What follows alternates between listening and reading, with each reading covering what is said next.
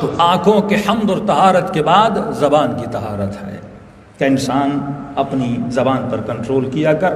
مولا کی حدیث ہے، فرمائے بے وقوف کی کچھ نشانیاں ہیں.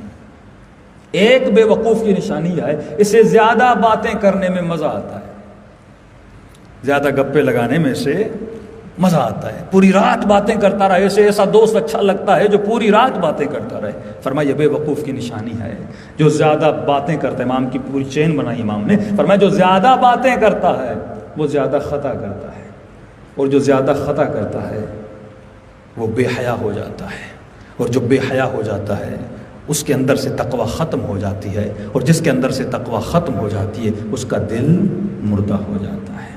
ہاں، کل میں نے کہا نا، امام فرماتے ہیں جب تک تو بولتا نہیں یہ زبان تیری قیدی ہے، لیکن جب تو بول لیتا ہے تو زبان کا قیدی بن جاتا ہے. تو فرمایا کثرت سے اپنی زبان پر ذکر پروردگار عالم رکھا کر. زبان کے بعد طہارت شکم کی باری ہے. برترین طہارت شکم کی طہارت ہے. مولا فرماتے ہیں میرا چاہنے والا سوکھی روٹی پر تو گزارا کرے گا، لیکن تا حد الامکان لقمہ حرام سے اور لقمہ شبہ ناک سے بھی بچے گا. امام زمانہ کی دعا بھی آپ پڑھتے ہیں نا کہ لقمہ حرام اور شبہ والے لقمے سے بھی بچتا ہے. اور آج جوان کو پتہ ہی نہیں کہ حلال اور حرام کیا ہے. یہودی اتنا خیال کرتے ہیں اپنے حلال و حرام کا کہ اپنے مذبح خانے بنائے ہوئے ہیں، خاص اپنی پروڈکٹ بنائی ہوئی ہیں. لیکن جس ملک میں صبح سے شام تک رشوت کا سسٹم چلتا ہو، یہاں کی چیزوں پہ بھروسہ نہ کیجیے. اگر ٹھپا لگ بھی جاتا ہے حلال کا، آپ کو ریسرچ کرنا ہے، کیونکہ جب آپ کو یقین ہے اس ملک میں رشوت چلتی ہے. میں ایک پروڈکٹ پاکستان میں لاؤں اور اس ادارے کو 15 لاکھ 20 لاکھ دے دوں کہ میری پروڈکٹ کو اپروو کر دو، اور اس پہ ٹھپا لگا لو، وہ لگا لیں گے، ان کا کام پیسے سے ہے. لیکن یہ زمانہ الیکٹرانک اور مختلف ٹیکنالوجی کا زمانہ ہے. اب بہت آسان ہو گیا حرام و حلال کو سمجھنا. ایون آپ ایک سنگل چھوٹا سا چنگم بھی لیتے ہیں اس میں بھی حرام ہوتا ہے. آپ آئس کریم بھی لیتے ہیں اس میں بھی اینیمل فیٹ ہوتا ہے، اسٹیبلائزر اور اینیمل فیٹ. اینیمل فیٹ کیا مطلب؟ حیوان کی چربی. دنیا میں سب سے سستی چربی جو ہے وہ سور کی چربی ہے. پہلے جو لیس کے چپس آپ کے بچے کھاتے تھے سور کی چربی میں بنتے تھے. پھر پاکستانیوں کو پتہ چلا یہ ہمیں کیا کھلا رہے ہیں. 99% میں کہہ سکتا ہوں کہ جو جیلیز پاکستان میں بکتی ہیں ان سب میں، اچھا ان پہ تو ایون ٹھپا بھی نہیں لگا ہوا حلال کا، ایسے ہی امپورٹ ہو کے پاکستان میں آ گئی. آپ کے بچے کھائے جا رہے ہیں اور شکم میں حرام کا لقمہ جا رہا ہے. اور والد یہ کہے کہ مولانا بچہ نماز نہیں پڑھتا، بچہ با تربیت نہیں ہے. بڑی آسانی، پلے اسٹور پہ جائیں، لکھیں ای حلال کوڈ، سافٹ ویئر ہے. اس پہ وہابیوں نے بڑی محنت کی. سب سے پہلے جنہوں نے پرچہ نکالا وہ وہابی تھے.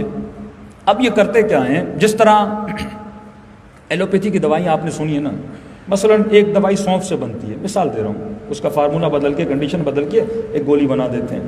لیکن اس کی جو ڈبی ہے دوائی پہ وہ مختلف قسم کے نام لکھتے ہیں. وہ یہ نہیں لکھیں کہ ہم نے سونف سے بنایا ہے یا فلاں درخت سے بنایا ہے.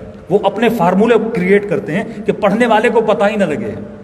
پہلے یہ ہوتا تھا کہ آپ حکیم کے پاس جاتے تھے، وہ ایک فقیر دیتا تھا، آپ کو کہتا تھا اگر پھر تمہارے تکلیف ہو جائے تو فلاں حکمت خانے سے سونف لے لینا، یہ لے لینا، تو آپ 5 روپے میں لے لیتے تھے. ایلوپیتھی والوں نے کون سی چالاکی کی، انہوں نے فارمولہ بدلا اور وہی 5 روپے کی چیز آپ کو 50 روپے میں دینا شروع کی. آپ کو پتہ ہی نہیں کہ بن کس چیز سے رہی ہے. انہوں نے کیا کیا، اگر یہ لکھتے کہ مثلا سور کی چربی ہے تو کون خریدتا، انہوں نے اس کو کوڈ ورڈز میں بدل دیا. اب کل سے جا کے چنگم لو، چاکلیٹ لو، جو بھی چیز لو، پیچھے انگریڈینٹس اس کے پڑھو کہ اس میں کیا کیا ہے. مثلا لکھا ہوگا ملک ہے، اس میں پاؤڈر ہے، اس میں کلر ہے، اور پھر لکھا ہوتا ہے مثلا E144 E335 ای کوڈ جسے بولتے ہیں. اب وہ ای کیا ہے آپ کو نہیں پتا، اس کے پیچھے حرام ہے. یہودیوں نے مسیحیوں کو بھی حرام کھلا کھلا کر ان کی غیرت کو ختم کر دیا، اور مسلمانوں کو بھی حرام کھلا کھلا کر ان کی غیرت کو ختم کر دیا. کیوں فرمایا آخری زمانے میں غیرت بچانا. غیرت کا آنا ایک نیچرل چیز ہے، لیکن بڑے عجیب انداز میں ایک مرد اپنی بیوی کو بغیر حجاب کے، ایون اس سے بھی زیادہ بڑھ کے جو ایکٹر ایکٹریسز کے آپ لائف دیکھتے ہیں، اس مرد کو غیرت کیوں نہیں آ رہی؟ کیونکہ اتنا حرام شکم میں گیا ہے، اس کی غیرت مردہ ہو چکی ہے. اور یہ حرام ہے جو انسان کی فطرت کو تباہ و برباد کر دیتا ہے. جو نیچرل چیزیں اللہ نے آپ کے اندر رکھی ہیں وہ چیزیں ختم ہو جاتی ہیں، آپ کو فیل ہی نہیں ہوتا. اور اگر کوئی آپ کو ٹوکتا ہے تو آپ کہتے ہیں مجھے کیوں ٹوک رہا ہے، اس میں کون سی برائی ہے؟ کیونکہ حرام کھا کھا کے اب برائی نہیں لگتی. ایون کبھی کبھی اچھائی برائی لگنے لگتی ہے، کیونکہ شکم میں حرام کا لقمہ جا رہا ہے. تو آسان سا سافٹ ویئر ہے، بچوں کو بولیں بیٹا اس کو ڈاؤن لوڈ کر دو اور انگریڈینٹس جتنے پڑھو، مثلا ای لکھی ہوئی آپ انگریڈینٹس لگائیں گے، نیچے پوری ڈیٹیل آ جائے گی اس کے اندر انہوں نے ڈالا کیا ہوا ہے، حلال چیز ڈالی ہوئی ہے، حرام چیز ڈالی ہوئی ہے. اب کسی نے کہا مولانا اتنے سال سے ہم کھائے جا رہے ہیں. ایک مومن بڑا آئس کریم کا شوقین تھا تو میں ڈیلی کھاتا ہوں، اور جب اس نے چیک کیا تو اس میں اینیمل فیٹ تھا. تو اس نے کبھی مولانا نے کہا کہ اس میں اینیمل فیٹ ہے، اور مولانا تھا کہ یہ پوری ریسرچ ہے گوگل پہ اور مختلف چیزوں پہ، پلے اسٹور میں پورے سافٹ ویئرس بنے ہوئے ہیں ای حلال کوڈس کے. تو اس کے 4-5 دوست انہوں نے کہا کوئی مسئلہ نہیں، ایک دن کھائیں گے تو کچھ بھی نہیں ہوگا.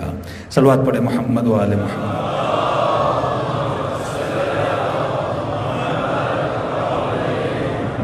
تو سفرے پر جو غذا لاتے ہیں اس کا بڑا اثر ہوتا ہے.